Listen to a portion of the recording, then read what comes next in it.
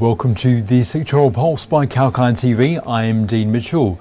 A special show covering all sectoral movement from the markets for this Wednesday. Australian share market is trading lower today and markets fell 1%, extending losses into a second straight session as travel stocks dropped after a new Covid-19 case in New Zealand sparked worries of a pause in the trans-Tasman quarantine-free travel. The S&P/ASX 200 index fell as much as 1% to mark its worst intraday drop in about 5 weeks. A new case of coronavirus was detected at Auckland Airport just a day after the country opened its travel bubble with Australia. That pulled down ASX-listed travel stocks, with Qantas falling 2.8% and Sydney Airport Holdings slipping 1.3%. Flight Centre Travel also fell 2%, as did Hello World Travel, which shed 1.5%. The S&P/ASX 200 is trading sharply lower today, dropping 1.50% to 6,912.20. The bottom performing stocks in this index are Nuix Limited and Linneus Rare Earths Limited. The index has lost 1.58% for the last 5 days, but sits 2.57% below its 52-week high. In other markets, Japan's Nikkei dropped 1.56% to 28,631.87. The S&P 500 E-minis futures were down 0.13%, while all three major US indexes closed lower overnight. Asian shares in US stock futures fell on Wednesday as concern about a resurgence of coronavirus cases in some countries cast doubt on the strength of the global growth in demand for crude oil. Stocks in Tokyo slumped by 1.79% due to the growing likelihood that Tokyo, Osaka and surrounding areas will be put on lockdown due to a new wave. Recent optimism about rising vaccination rates in the United States, Britain and Europe is shifting to concern that record coronavirus infections in India and the reinforcement of travel restrictions will act as a brake on the global economy. Some tech shares and companies that benefited from stay-at-home demand could face further pressure after Netflix Incorporated reported disappointing subscriber growth for its movie streaming service, which sent its shares down 11% in after-hours trading. India, the world's second largest and most populous country and major energy consumer, reported its worst daily death toll on Tuesday, with large parts of the country now under lockdown. In New Zealand, the benchmark S&P/NZX 50 index fell 0.4% to 12,628.8. The top percentage losers on the benchmark are Auckland International Airport, down 2%, followed by Australia and New Zealand Banking Corporation, losing 1.7%, and Meridian Energy, down 1.6%. In Australia, the top percentage gainers on the benchmark were Corporate Travel Management, up 4.52%, followed by IDP Education gaining 2.92%, and Hub24 up by 2.58%. From the sectoral front, in heavyweight miners fell 1.5%. Lithium miners Galaxy Resources and Oricrobe were the biggest losers on the index, falling nearly 6% each. Iron ore giant BHP Group fell more than 2% after it reported a slight drop in its third quarter output. However, it expects iron ore production at the upper end of its forecast range for full year. The energy index fell 2.1%, led by Beach Energy, down 2.8%. And Ampol is losing 1.3%. Oil prices dropped from their 1-month high on fears that the world's third biggest oil importer, India, may impose new restrictions. And the travel stocks, as mentioned earlier, in Australia and New Zealand have slid after a new Covid-19 case, and the latter sparks worries over a pause on the trans-Tasman quarantine-free travel bubble. There was no initial indication that the travel bubble would be halted, and Air New Zealand fell 1.4%, while Qantas was down by over 3% to hit the lowest since March 9th. Airport operators Auckland Airport fell 2.5%, Sydney Airport Holdings down 1.3%. Service provider Webjet, Hello World Travel and Flight Centre Travel Group also traded in the red. And now let's take some updates on the currency market. And the dollar languished on Wednesday, hovering just above a 7-week low, with subdued US bond yields reducing the currency's yield appeal. The safe haven greenback got some respite from a pullback in world stocks from record highs as flare-ups in coronavirus infections from India to Canada soured the outlook for a quick global recovery. The safety bid also bolstered the yen, which climbed to a fresh 7-week peak of 107.88 per dollar on Wednesday. The dollar index, which tracks the US currency against 6 major peers, was at 91.196 early in the Asian trade day. It has declined 2.2% so far this month, and the European Central Bank will decide policy on Thursday, with the Federal Reserve following next week.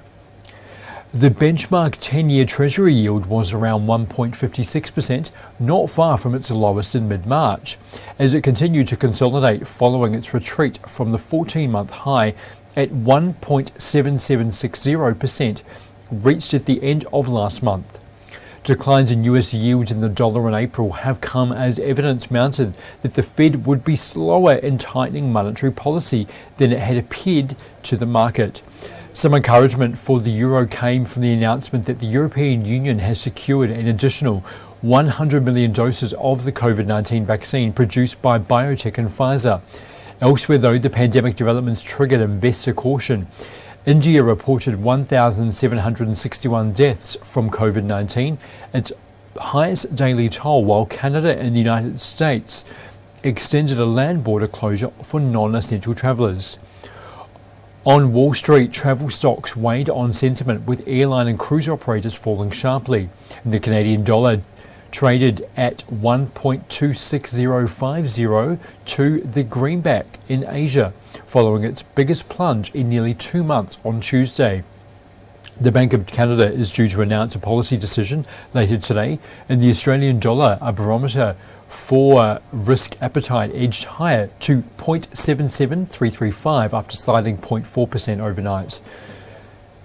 In cryptocurrencies, Bitcoin traded around $56,000, consolidating following the dip to a low as 51,541.16 on Sunday.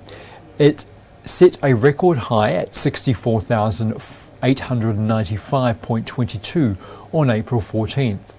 Investors are closely watching an auction of 20-year treasuries later on Wednesday, which will be an important gauge of global demand for fixed income. Ahead of the auction results, the yield on benchmark 10-year treasury notes traded at 1.5660%, near a 6-week low, and yields on 20-year treasuries stood at 2.1531%, close to a 7-week low.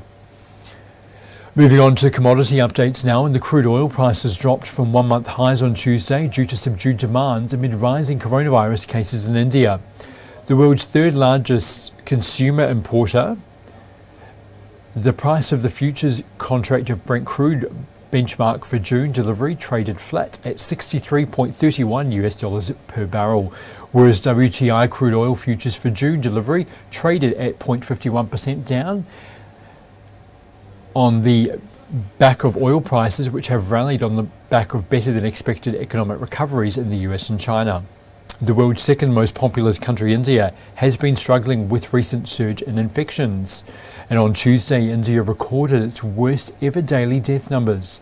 A rise in the US crude oil stockpiles for the week ending 15th of April, as per API reports, has also acted bearish for crude oil.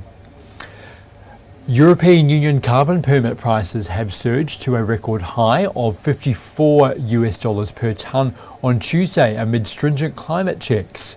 The prices reached $54 per tonne at around 1430 GMT, the highest since the launch of the trading system in 2005.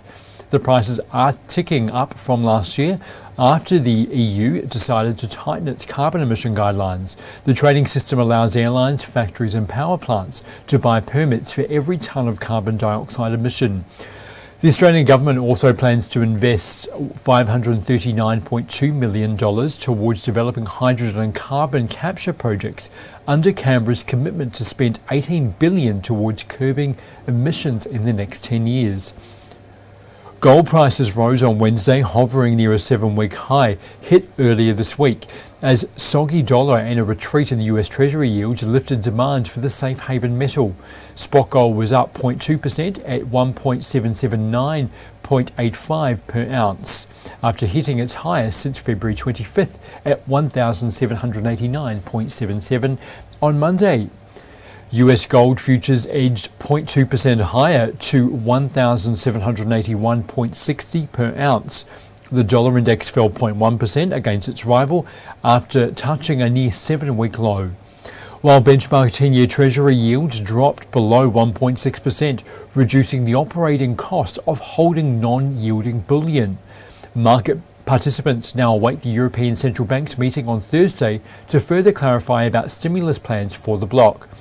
The US Federal Reserve's policy is also due next week, and gold is seen as a hedge against inflation that could follow stimulus measures. But higher Treasury yields have dulled some of the appeal for the non-yielding commodity this year, among other precious metals.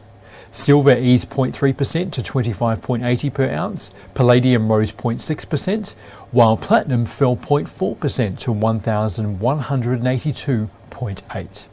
That's all for now. Keep watching 𝐾𝐈 TV as we bring you the latest news and trending market updates live from Sydney.